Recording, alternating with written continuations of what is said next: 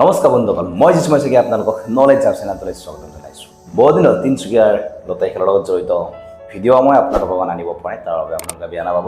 আজি মই আপোনালোকৰ কাৰণে এটা ভিডিঅ' লৈ আনিছোঁ। কিছুমান বহুত প্ৰয়োজনীয় কথা আছে, কিছুমান মেছেজ আছে যিবিলাক মই আপোনালোকক এই ভিডিঅ'টোত শ্বেয়াৰ কৰিম। বলক দেৰি নকৰি ভিডিঅ'টো আৰম্ভ কৰিছোঁ।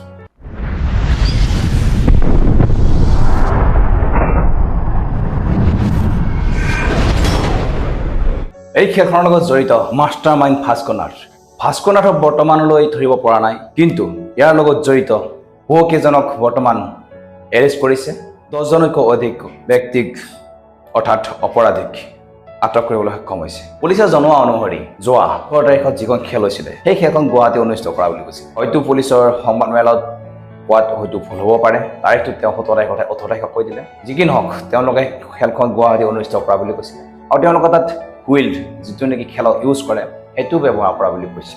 আৰু সেই অনুসৰি ব্যৱহাৰ কৰিছে কৰা নাই তাৰ লগত আমাৰ কোনো প্ৰয়োজন নাই, কিন্তু এই খেলখন ৰুমৰ ভিতৰত কিদৰে কৰিছে কিদৰে কৰা নাই স্থানীয়ভাৱে তেওঁলোকে অনুষ্ঠিত কৰা নাই, সেইটো আমি আপত্তি জনাইছোঁ। এই খেলখনৰ লগত জড়িত মাষ্টাৰ মাইণ্ড ভাস্কৰনাথক বৰ্তমান আটক কৰিব পৰা নাই। ভাস্কৰনাথ বৰ্তমান পলাতক হৈ আছে। ভাস্কৰনাথৰ লগত জড়িত অৰ্থাৎ কমিটিৰ লগত জড়িত 10জনতকৈ অধিক মানুহক আটক কৰিবলৈ সক্ষম হৈছে। মানুহ বুলি ক'লে ভুল হ'ব, অপৰাধী। এই অপৰাধীকেইজন আটক কৰিবলৈ পুলিচে সক্ষম হৈছে। ইয়াৰ লগত 2জন সাংবাদিকো আছে। আগতে মই আপোনালোকক জনাইছোঁ সাংবাদিক ইয়াৰ লগত জড়িত হৈ আছে। সেইকেইজন ক্ৰমে সন্তোষ ফুকন আৰু সৌৰভ চৌধুৰী। এওঁলোকে সাংবাদিকৰ কাম কৰিছিলে। এওঁলোকৰ প্ৰাইভেট চেনেল আছে য'ত নেকি ইয়াৰ পাব্লিকেশ্যন কৰিছিলে আৰু য'ত নেকি এই খেলখনৰ ৰিজাল্টটো আউট হৈছিল। এইকেইজন হ'ল সাংবাদিক যিয়ে নেকি টকাৰ লোভত তেওঁলোকে আমাৰ অসমৰ মানুহক খোৱা বনাইছে, অসমৰ মানুহক দুৰ্ভোগ বনাইছে। তেওঁলোকক এনেকুৱা সাংবাদিকক সম্পূৰ্ণৰূপে চৰকাৰে প্ৰশাসনে ভাল শাস্তি দিব লাগে। ভৱিষ্যতে যে এনেকুৱা সাংবাদিকে টকাৰ লোভত এনেকৈ জনসাধাৰণৰ লগত মানুহৰ লগত টকা নকৰে, গাদ্দাৰ নকৰে, তাই কামনা কৰিছোঁ। সকলোকৈ মাষ্টাৰ মাইণ্ড আছে ভাস্কৰনাথ, আৰু ইয়াৰ লগত আপোনালোকে ফটোত বিশেষকৈ দেখিছিলে 4জন ব্যক্তি। সেইকেইজন বিশেষকৈ হৈছে নাম তেওঁলোকৰ হৃদয় কৰ্মী গুণজিৎ চেতিয়া, নীলপৱন চেতিয়া আৰু মুন বৰুৱা। আপোনালোকে সেই মুক্তিখন নিশ্চয় জানে, নিশ্চয় চিনি পায়। যিকেইজন ব্যক্তিক বাৰে বাৰে নিউজ চেনেলত বাৰে বাৰে ভিডিঅ' একেলগে তেওঁলোকে আছিল, সেইকেইজন তেওঁলোকক বৰ্তমান আটক কৰা হৈছে। তেওঁলোকৰ পৰা বৰ্তমানলৈ 7 লাখ টকা উদ্ধাৰ কৰিবলৈ সক্ষম হৈছে। কিন্তু 3 কোটিৰ তুলনাত 4 কোটিৰ তুলনাত 7 লাখ টকা একো নহয়।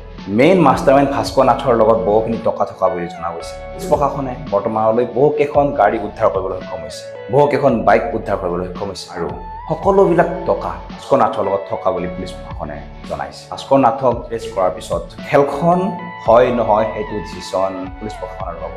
পুলিচ প্ৰশাসনে জনোৱা মতে সকলোবিলাক পইচাৰ ৰিটাৰ্ণ কৰিব বুলি কৈছে।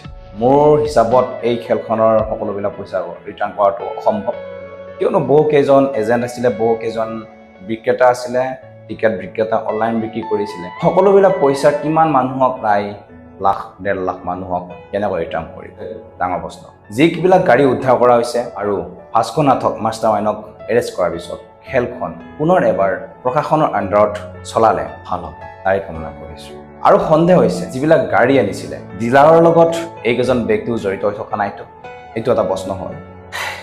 এই খেলখনৰ লগত জড়িত মাষ্টাৰ মাইণ্ড ভাস্কৰনাথক সোনকালে আটক কৰিব লাগে, তাই কামনা কৰিছোঁ। পুলিচ প্ৰশাসনে যাতে সোনকালে আটক কৰিব পাৰে আৰু খেলখন অনুষ্ঠিত কৰে, তাই কামনা কৰিছোঁ। লগতে জনসাধাৰণৰ টকা পইচাবিলাক, যিবিলাক টকা জনসাধাৰণে এংগেজ কৰিলে, যিবিলাক টকা পইচা কষ্টৰ ফল যিবিলাক আছিলে, সকলোবিলাক হয়তো সপোন হিচাপে তেওঁলোকে বান্ধি লৈ টিকট এটা লৈছিলে, সেই টিকটবিলাক যাতে, সেই সপোনবিলাক যাতে পুলিচ প্ৰশাসনে পূৰণ কৰে, তাই কামনা কৰিছোঁ। ভিডিঅ'টো চাই আপোনাৰ কেনেকুৱা লাগিলে লাইক আৰু কমেণ্ট কৰি নিশ্চয় জনাব।